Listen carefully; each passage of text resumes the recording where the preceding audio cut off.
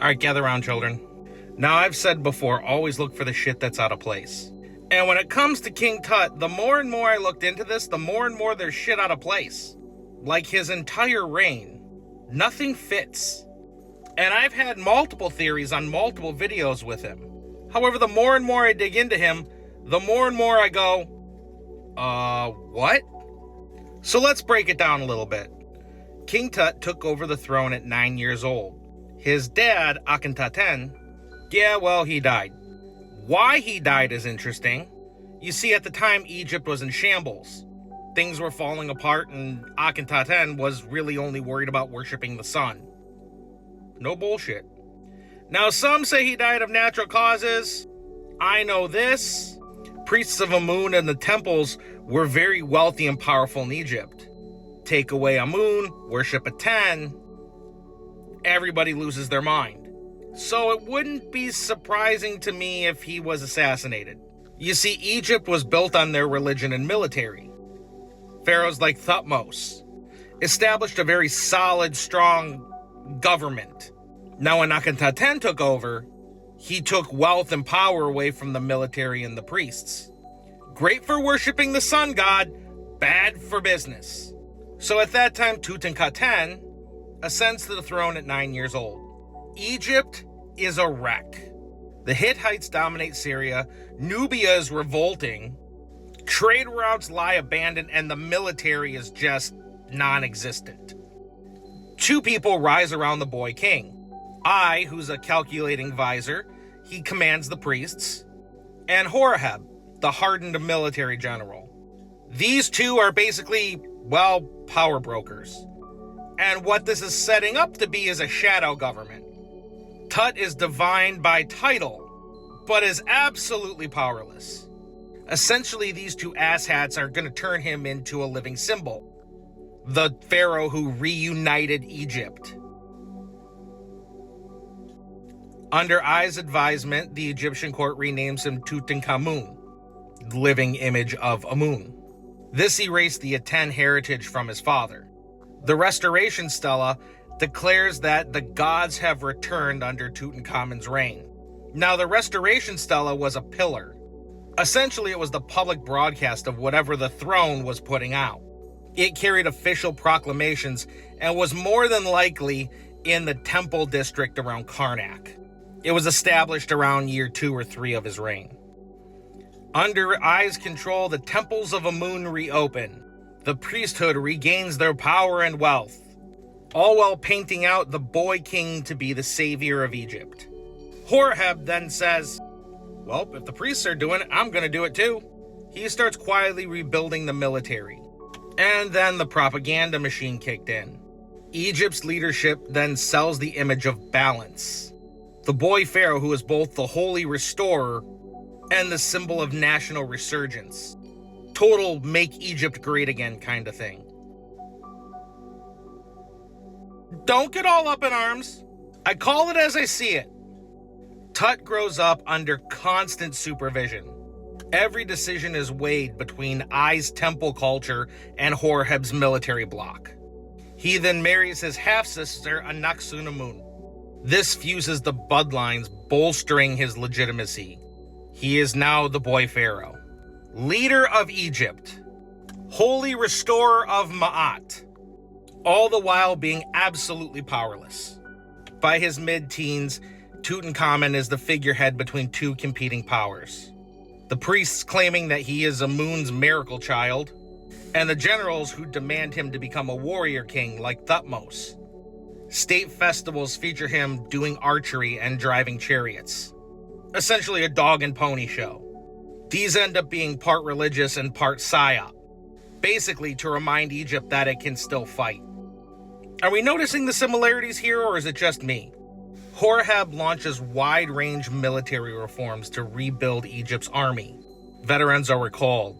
New conscripts from Middle Egypt are trained. Nubian bowmen and Sheridan mercenaries were integrated for range and shock tactics. New supply depots are built along the Sinai route to Syria. This was basically signaling the intent to push north. Campaign reports from Nubia state the return of the pharaoh's troops. This is the first recorded military action from Egypt since Akhenaten's reign. King Tut personally inspects garrisons. This was depicted in his tomb. He was wearing a composite cuirass and crown of victory. His chariot bows and this armor was found in his tomb. The armor showed signs of wear like it had been used. This confirmed active use, not mere ceremony. Egypt's propaganda machine then labels him the smiter of foreign lands. This is signaling to the Hittites that Egypt's back. Like King Tut, boy king, smiter of foreign lands, holy restorer of Ma'at. Eerily similar to Worf, son of Mog, slayer of Gowron, bane to the Duras family. If you know, you know. Any hoozles. In 1324 BC, during either a brief skirmish or a royal inspection, disaster strikes. Tut's chariot either collides with something or overturns. Now, forensic findings on Tut's mummy find a crushed sternum, shattered ribs, a broken femur, pelvic compression. This matches trauma from an event like this where he was either struck from the front or the side. His broken leg then becomes infected. Combined with malaria parasites found in DNA tests, the boy king succumbs to sepsis. And this is within days of the incident. We're gonna hold up a second here. Now here's the thing. This is way too convenient. And in further reading, it's kind of depicted. See, a lot of his stuff was erased by Ayin Horeb. And what we do have shows that as Tut became of age, he kind of wanted to rule, and not under the thumb of Horeb and I, which would put him in the same boat as his dad. Threaten the power of the military and the priests, you disappear. Now, he died far away from Thebes. The army and the capital then entered controlled chaos. Their leader just died unexpectedly. The army secures the front while couriers race to get Tut's body back to Memphis. Now, the absence of an heir sparks a full-scale power vacuum. I immediately takes charge of the body, claiming religious duty to perform his rites. Embalmers then patch the body with resin and linen, basically to preserve appearance. Tut's unfinished tomb is replaced with a smaller, noble chamber. Goods from the palace storerooms were repurposed. Basically, they were hastily inscribed with his name. And we know this was done quickly because the wall scenes in his tomb were done in days. Moisture was trapped under the pigment. This indicated that the funeral happened before the walls were dry. His official cause of death was never recorded. It was just the good God went to his horizon. All the while, I is preparing his coronation. I got a sinking feeling. Kind of like the Yamato because it's a coral reef. Horeb remains with the army. He's too distant to contest this. Well, without plunging Egypt into a civil war. The priests then push a new doctrine in the propaganda machine. Tut's death was the will of the gods. Ascension, not accident. Funny story. You see, his wife, Anck-su-namun, was roughly 20 and becomes the last pure Amrana royal. Whoever marries her gains control of Egypt. We can see where this is going. Anck-su-namun then writes a letter to the Hittite king. The letter states, "My husband is dead and I have no son. Send me one of yours and he will be my king." Now the Hittite king Suplamumia questions this, and rightfully so, but finds out that it's legit and sends his son, Prince Zenaza, towards Egypt. He never makes it. He's murdered at the border. Almost certainly by Ai's agents. See, Anck-su-namun then vanishes from the record. A ring bearing both hers and Ai's name suggests a coerced marriage. The Hittites are furious and attack Egypt's northern boundaries. This is the setup for the Battle of Kadesh, which we have talked about. Ai crowns himself Pharaoh and rules briefly before Horeb takes over.